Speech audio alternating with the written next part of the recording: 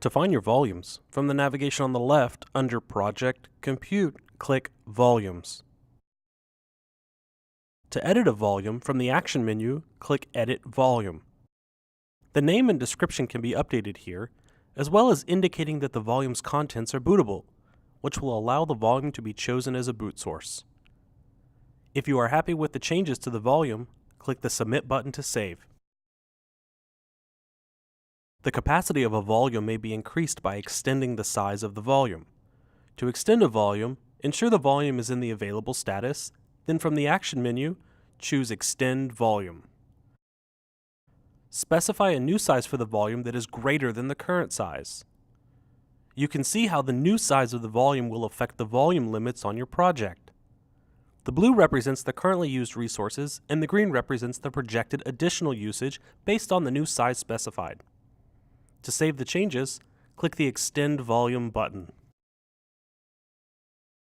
When extending a volume, some operating systems may require the user to manually resize an existing partition, or alternatively, create an additional partition in order to utilize the newly available disk space.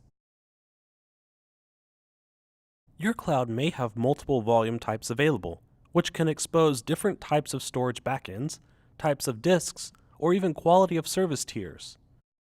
Volumes can be converted between types, depending on your changing storage needs. For example, a cloud with two types of volumes, SATA and SSD, would allow you to migrate a volume from SATA-backed storage to SSD-backed storage, increasing performance of the volume.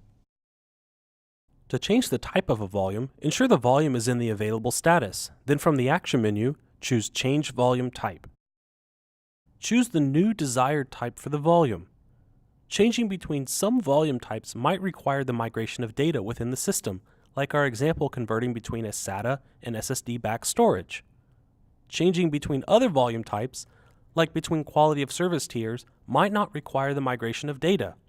If you are okay with the migration of data, if required, for the migration policy, choose On Demand. Otherwise, choose Never. Depending on the amount of data to be migrated, this may take a significant amount of time to complete. If you are satisfied with the changes, click the Change Volume Type button. To delete a volume, ensure the volume does not have any associated volume snapshots. Then from the Action menu, choose Delete Volume. Confirm you want to continue by clicking the Delete Volume button. If you have several volumes you want to delete, click the checkbox next to each volume, and then click the Delete Volumes button up top. Again, confirm you want to continue by clicking the Delete Volumes button. After deleting a volume, all the data it contains will be destroyed, and the volume will not be recoverable.